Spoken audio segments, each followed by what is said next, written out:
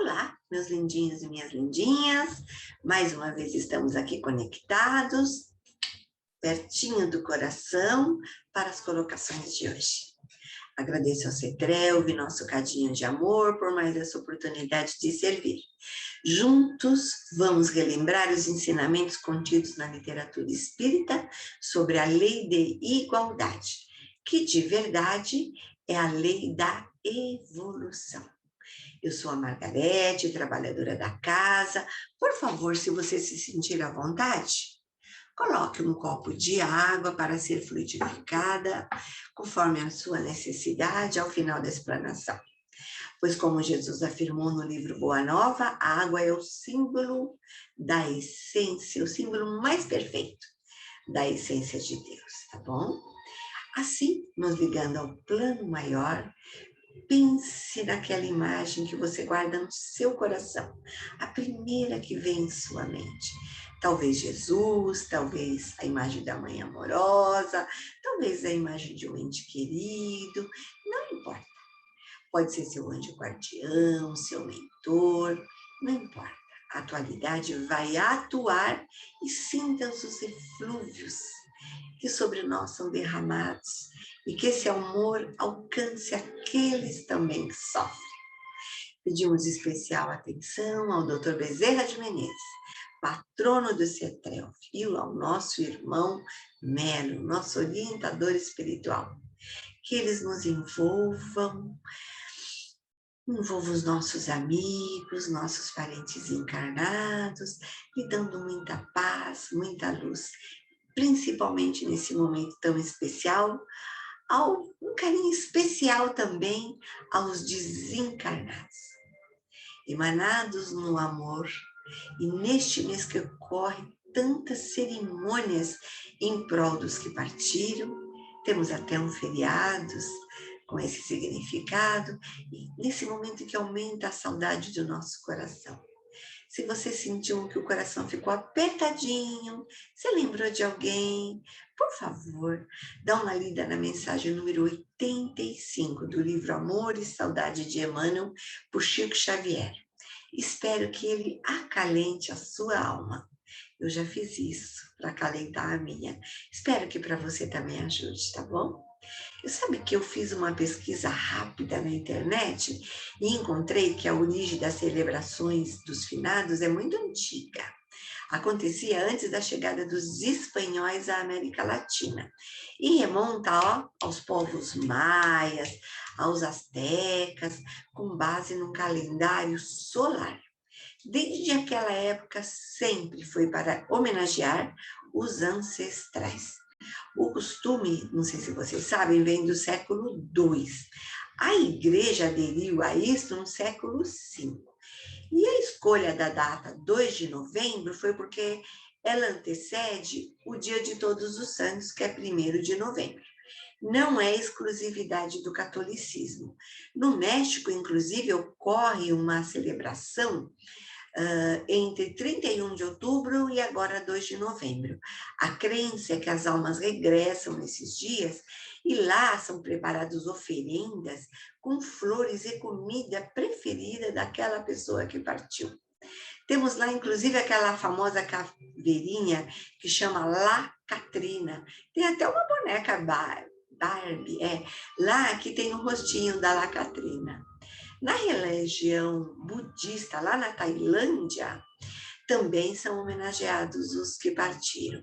No Japão, é inclusive um costume, entre outras atitudes, fazer oferendas de alimentos a eles, que é conhecido entre eles como Obon. E tem um ritual também que é muito lindo, que se utiliza lanternas flutuantes, que elas são lançadas sobre as águas, chama Tooro Nagashi. E são lançadas sobre as águas com os nomes das pessoas, né? É tudo muito lindo, muito bonito, lembrar de quem a gente ama e desejar a ele que ele seja recebido e vive em paz, né? Cada qual segue uma tradição e sua cultura. Bom, após essas pequenas colocações, vamos à tarefa de hoje, que é sobre a lei de igualdade. Como muitos de vocês sabem, nós temos um horário específico demarcado para as colocações. Então, eu vou fazer pequenas pinceladas, né, do assunto, que ele é bem extenso, muito lindo. E como eu não sou dona da verdade, eu vou mencionando a literatura, a bibliografia que eu vou usando, e você depois se aprofunde sobre isso, tá? Eu vou citar tudo da onde eu peguei.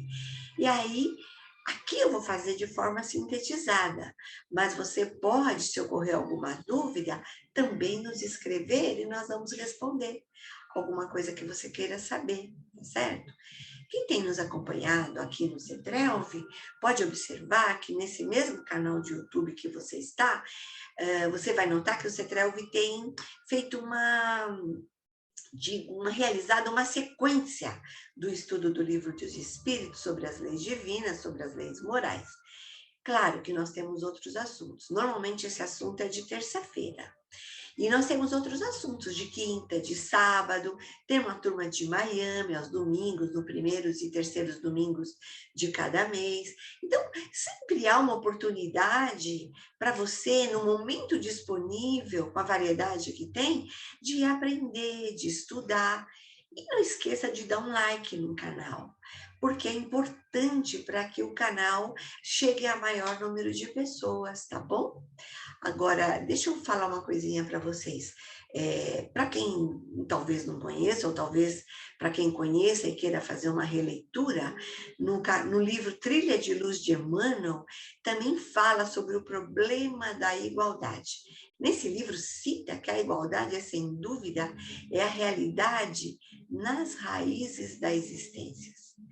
Todos os seres possuem direitos idênticos de acesso à elevação.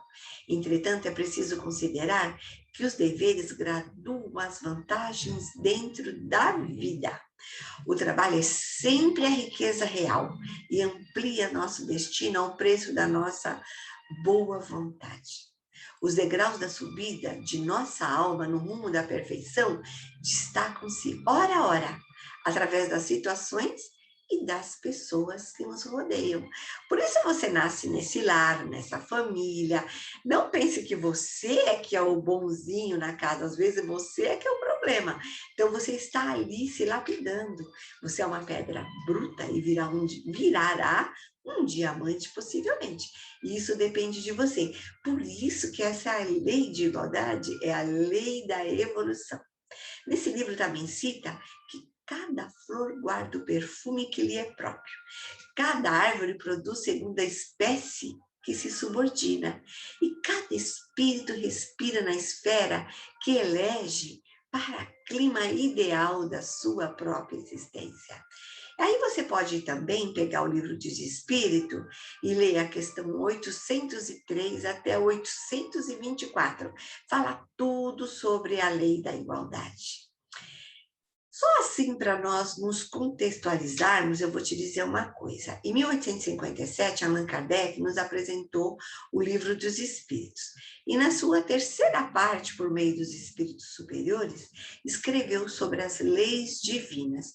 Se você pegar as questões 647 até a 648, você vai ver todas as leis divinas que foram realizadas aqui nas terças-feiras pelo CETRELV. E fica aberta às interpretações das leis, né? Por isso que os homens necessitam de regras, porque cada um acaba fazendo a sua própria interpretação. E eu peguei, aproveitei e fiz uma análise na internet sobre a cronologia da abolição da escravidão e servidão. Vocês não vão acreditar, mas pasme, desde o início do século VI a.C., em Atenas, um legislador chamado Solon decretou a abolição da escravatura. Acredita nisso? O Livro dos Espíritos é de 1857. Mas a luta da igualdade vem de muito longe. Vocês não vão acreditar num fato que eu descobri fazendo a pesquisa. Na África, pelo governo da Mauritânia, já tentou abolir a escravidão 3 vezes. Uma vez em 1905, uma vez em 1801 e na outra vez em 2007. Mas, pasmem, ela existe lá há até hoje. E quem contesta, quem reage, quem não gosta, é perseguido, preso e torturado. Agora, veja, no Brasil foi em 1888 pela Lei Áurea. Então, a interpretação da lei é uma coisa muito séria. Por isso que Jesus tem as leis de Deus, as leis naturais, que são imutáveis, e as leis dos homens, né? Mas parece até mentira que nos tempos atuais ainda precisa existir a lei da igualdade. Não só as leis divinas, que são imutáveis, mas a lei dos homens, que sempre se adapta aos novos tempos. Em 1800 a.C., o povo da Mesopotâmia tiveram um rei chamado Hammurabi, da primeira dinastia, fundador do primeiro império babilônico, unificando o mundo mesopotâmico, unindo os semitas com os sumérios, e levando a Babilônia ao máximo do esplendor. E Hammurabi foi o primeiro que criou um código de leis, acredita numa coisa dessa? Lá na cidade de Babilônia. Antes disso, os direitos e deveres eram transmitidos de boca a boca. Quando você me vê contar uns fatos assim tão tristes, você pode até imaginar, e onde está a lei dos homens? Puxa, onde será que está isso? Na própria Constituição. Na nossa Constituição de 1988, no seu artigo 5º, inciso 1, cita que todos somos iguais perante a lei, sem distinção de qualquer natureza. Não vou me delongar, mas vou citar o inciso 1, que fala que os homens e as mulheres são iguais em direitos e obrigações nos termos da Constituição. Assista uma palestra do Lucas aqui nesse canal, foi no dia 28 de setembro, agora, próximo passado, e constate, até Joana de Ângeles lutava pelo direito da igualdade das mulheres lá no Império Espanhol. Não ainda obstante a isso, tem um estudo feito pelo Banco Mundial, sediado em Washington, nos Estados Unidos, sobre as desigualdades, né, existentes. E foi concluído que é pequeníssimo o número de países em que dá esse direito aos homens e às mulheres. Vocês não vão acreditar, só há paridade total, só há igualdade entre 6 das 187 nações analisadas. Somente a Bélgica, a Dinamarca, a França, a Letônia, Luxemburgo e Suécia há igualdade entre os sexos, em vários quesitos. Agora, no Livro dos Espíritos, na questão 817, 822, fala assim que os homens e as mulheres são iguais? Você acha que são?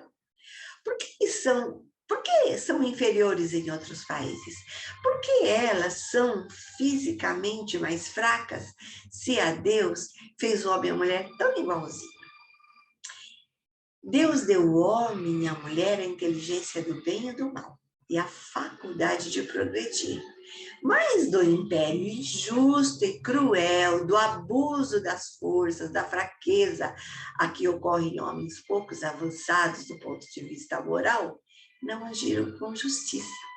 Então, embora ambos deveriam se entreajudarem nas provas dessa vida, a emancipação das mulheres está seguindo o progresso da civilização. No livro Boa Nova, inclusive, que eu terminei de ler faz pouco tempo, Jesus cita que todos são iguais, todos nós somos iguais perante Deus, os homens e as mulheres. E as tarefas de ambos, homens e mulheres, deviam se equilibrar no caminho da vida, completando-se. Deus muitas vezes utiliza o coração das mulheres como instrumento de sua mensagem, com os traços de ternura feminina. Tá? E na história da humanidade, somente ficam nomes de políticos, ele cita no livro, de filósofos, de generais, porém, todos eles são filhos de uma mulher, de uma heroína, de alguém, de um ser humano feminino, que passa, às vezes, no silêncio, desconhecida de todos, muitas vezes até ignorada, humilhada, chegando a ser exterminada. Incrível, não é isso? Mas estamos evoluindo, estamos melhorando a cada dia, né?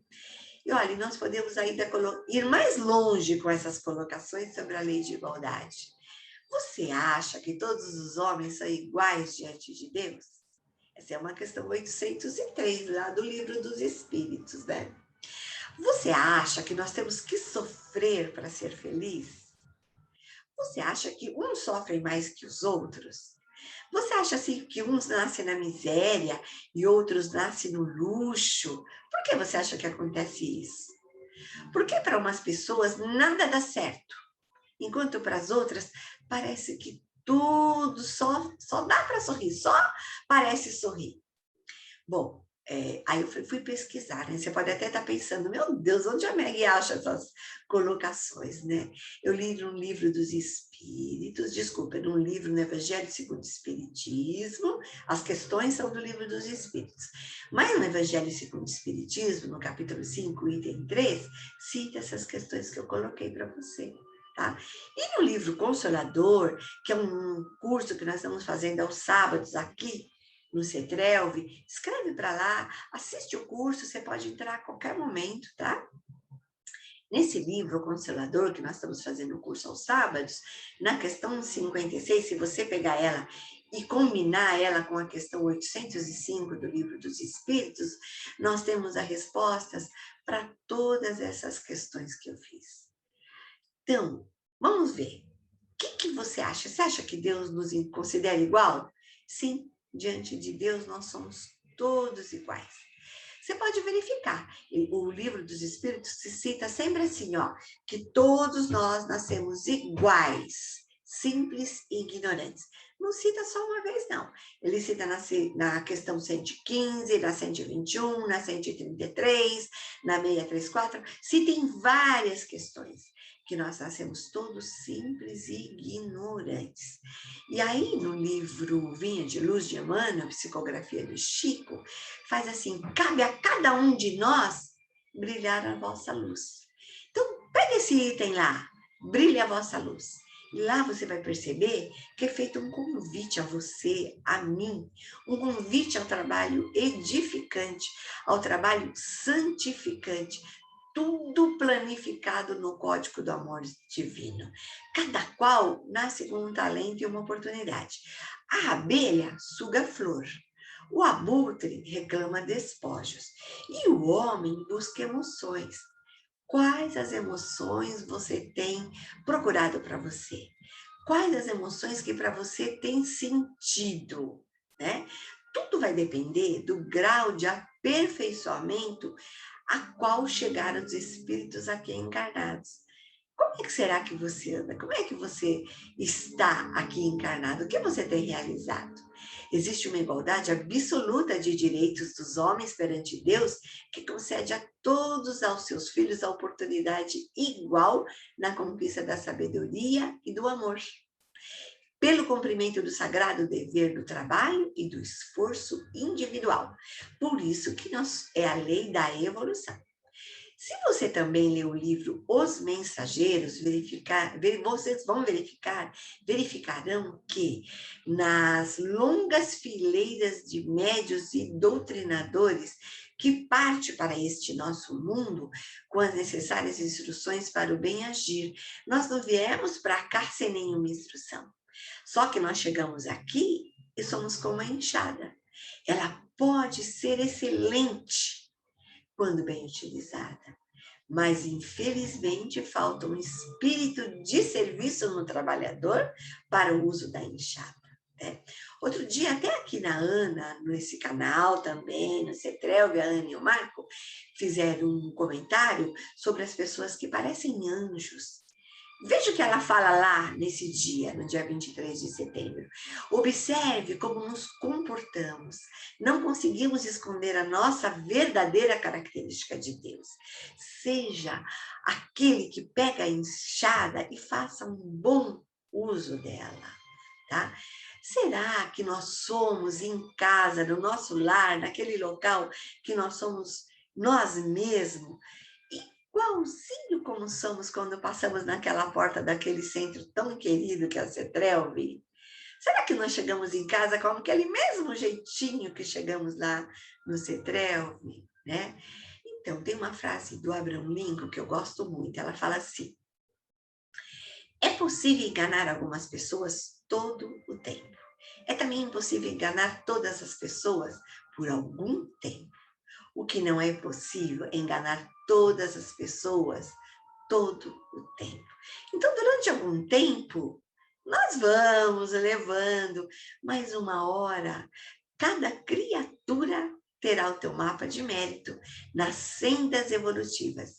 Isto é uma grandiosa escala progressiva em matéria de raciocínio e sentimentos.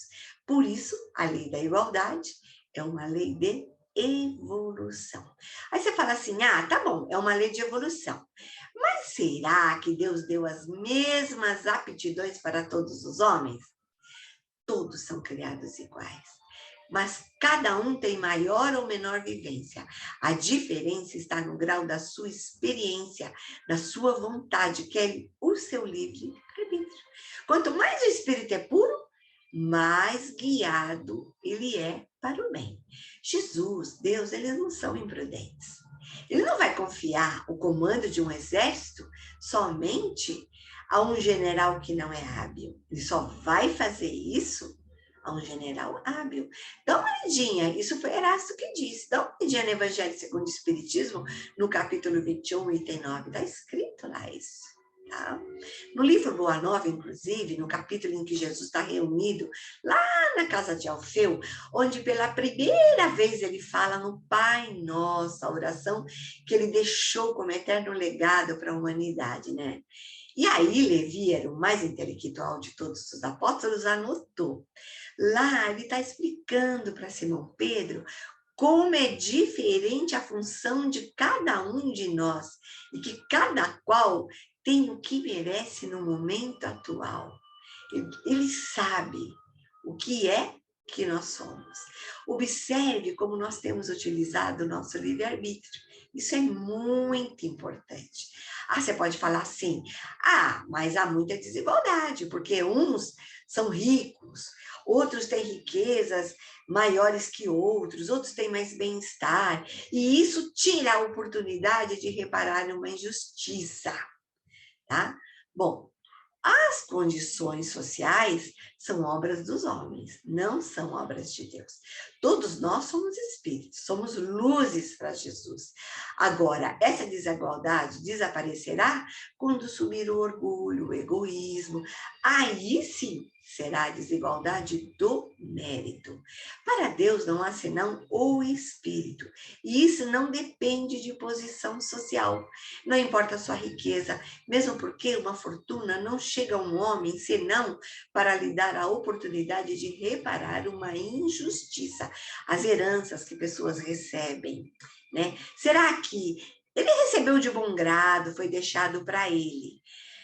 Será que ele tem que reparar alguma injustiça de algum antepassado? Os frutos das suas boas ações podem ser doces ou amargos. Sendo assim, sempre poderá reparar seus atos. Basta combater o nosso egoísmo, né? Tem uma mensagem muito linda de André Luiz, Psicografia do Chico, no livro Mãos Marcadas. E ela fala assim: comecemos hoje nosso testemunho de aplicação com Jesus. Nesse nosso testemunho, nós temos que fazer algo. Então, gente, acorde trabalhando. Mexa-se de algum modo para ajudar. Lave a louça da mesa que o serviu. Apare as unhas de um paralítico. Guie um cego na praça pública. Garanta a higiene onde você estiver. Nada de jogar bitucas pela rua, gente. Nada de papel no chão. Separe as embalagens para reciclar. Economize água antes que ela totalmente se acabe. Costure para um necessitado. Você sabia que o CETRELV tem um grupo chamado Alta de Souza que faz enxovaizinhos de bebê? Todos os meses nós concedemos 45 enxovais para mamães em estado de vulnerabilidade. A partir do ano que vem, se Deus quiser, conseguiremos passar a número de 50 enxovaizinhos completos. Nesse enxovalzinho vai até um sabonetinho que você pode doar. Você pode ficar um dia sem fumar aquele cigarrinho, e naquele dia comprar um sabonetinho e nos doar. Você pode fazer um sapatinho lá para o nosso enxoval. Nesse comentário, dessa leitura, né, de Comece Hoje, fala, né? Costure para o necessitado. Faça um casaquinho, faça um sapatinho. Ah, eu não sei fazer. Faça um tear, faça uma manta. Quando nós voltarmos lá em janeiro, breve, se Deus quiser, nós estaremos lá novamente. Vai lá aprender conosco. Nós temos uma pessoinha lá interessantíssimas que ensinam coisas fantásticas. Tem a Dona Maria Cecília Brite, que é uma fofa, tem a Rita, e tem outras pessoas lá, que eu não vou mencionar todas, que eu vou acabar pecando e esquecendo de alguém, que ensinarão a você. Una-se a nós, venha para nossa casa, fortaleça o time do fazer o bem, né? Enriqueça o serviço do Senhor com alguma coisa. Vocês acreditam que eu conheço um centro ali na Vila Mariana chamado Nabem? E todos nós sabemos que devido à pandemia muitos lugares estão fechados, pois eles fizeram mais de 5.000 potinhos de pomada do vovô Pedro. Uma pomada que tem um valor incomensurável para a saúde. Se vocês nunca ouviram falar nisso, pergunte-me. Eu respondo para vocês. Então, o serviço ao Senhor será o seu tesouro amanhã, crescente em seu caminho. É a lei da igualdade, que é a lei da sua evolução, da nossa evolução. Agora, o que é mais terrível? O que você acha? A infelicidade ou a fortuna? Gente, essa é uma questão que está lá no Livro dos Espíritos, na questão 815. Nossa, eu já preciso acabar. Então, eu vou contar resumidamente essa historinha de Silas, que está no livro Ação e Reação. Vocês acreditam que o Silas é um assistente no plano espiritual e ele estava lá conversando com o André Luiz? E André Luiz estava perplexo com o que ele andou fazendo quando ele esteve encarnado? E olha só, ele é um assistente lá no plano espiritual. Vocês acreditam que ele se formou médico, mas estava de olho, ó, no dinheiro do papai, porque ele era filho de pessoas muito abastadas, o pai advogado, a mãe muito religiosa, tentou ensinar um bom caminho para ele. Bom, a mamãe dele desencarnou e foi morar nas esferas mais altas, que ela era um espírito mais adiantado. E o papai, claro, né, se casou novamente com uma mocinha da idade do Silas. Claro que isso o Silas ficou achando que ela casou por causa do dinheiro, né? Porque as pessoas acabam achando que o amor não existe, mas o amor existe, sim. Mas o Silas fez uma besteira, ele intuiu o pai dele de que a madame lá estava traindo o pai dele. E o pai dele acabou dando um remedinho lá para a madrasta dormir em dose maior e a madrasta acabou desencarnando. Olha, o pai dele ficou tão desconsolado com o que fez, que também desencarnou. Isso abalou demais o Silas. Bom, uma pessoa com muito dinheiro começou a viajar pela Europa inteira. Mas acabou voltando para o Brasil, porque ele morava aqui. Mas ele não conseguia ir para a casa dele. Ele foi para a casa de um amigo. E como ele tinha formação de médico, ele estava com uma dor no estômago. Aí o que ele fez? Ele foi tomar bicarbonato de sódio e tomou arsênico, porque estava no mesmo lugarzinho e se confundiu. E morreu com as dores atrozes como a madrasta. Bom, e para resumir a história, para falar sobre a lei de evolução, ele vai ter que nascer de novo filho do mesmo pai da mesma mãe, e irmão da madrasta, que vai voltar doente, e ele vai ter que fazer os serviços de resgate, que é pessoal e intransferido, porque toda ação corresponde a uma... Desculpe, toda ação corresponde a uma ação, não, a uma reação. Então, cadê? O que você tem feito para a lei de igualdade? O que você tem feito na lei de evolução para você montar melhor? E você acha que então a fortuna ou a infelicidade é pior? A fortuna causou uma infelicidade tremenda para o Silas, né? Aí você fala assim, e o que é mais terrível? A infelicidade ou a fortuna? A questão 815. As duas são provas terríveis, porque a miséria provoca lamentação, causando infelicidade. E a fortuna leva todos os excessos, acaba tornando-se mais egoísta, mais orgulhoso, mais insaciável. O poder faz nascer paixões que nos ligam muito à matéria. Então, na verdade, se você utilizar bem a fortuna, veja o caso lá de Zaqueu, lembra do Zaqueu? Que Jesus come na casa de Zaqueu, né?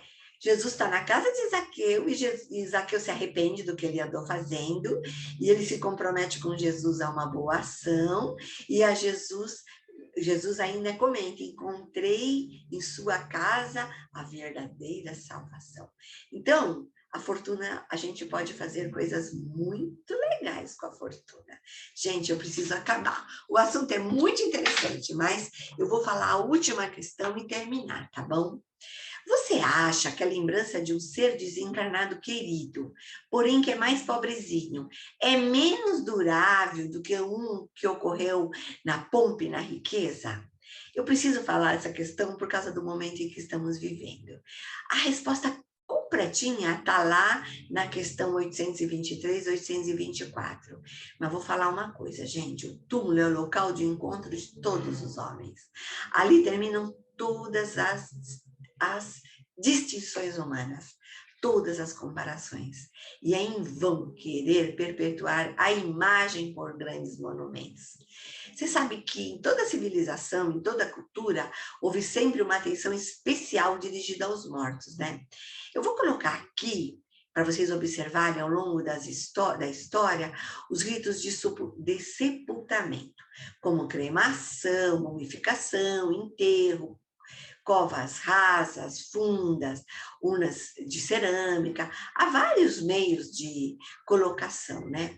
Agora eu vou dar um exemplo que é o único ainda de pé até hoje das 7 maravilhas antigas, né?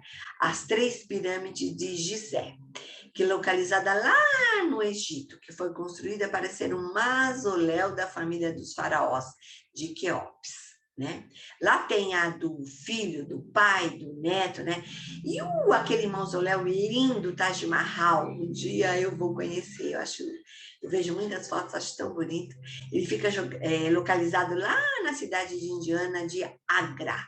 Foi erguido para acomodar os restos mortais de uma esposa querida do Taj Mahal, né? E o que adiantou? Me fala, adiantou o quê? O que vale a honra e memória de um homem de bem? Isto é justo e se faz disso um exemplo. Mausoléu, grandes túmulos, gente, isso não adianta nada, tá? Bom, eu preciso concluir, eu não posso mais continuar, porque está passando do horário, tenho que ter disciplina, né? E preciso solicitar aos amigos espirituais a fluidificação das águas, né? E aí eu escolhi do livro Segue-me, de Emmanuel, uma psicografia do Chico, que nós solicitamos aos benfeitores que derramem que derramem os seus fluidos, né, nas águas que os irmãos separaram com essa finalidade, tá?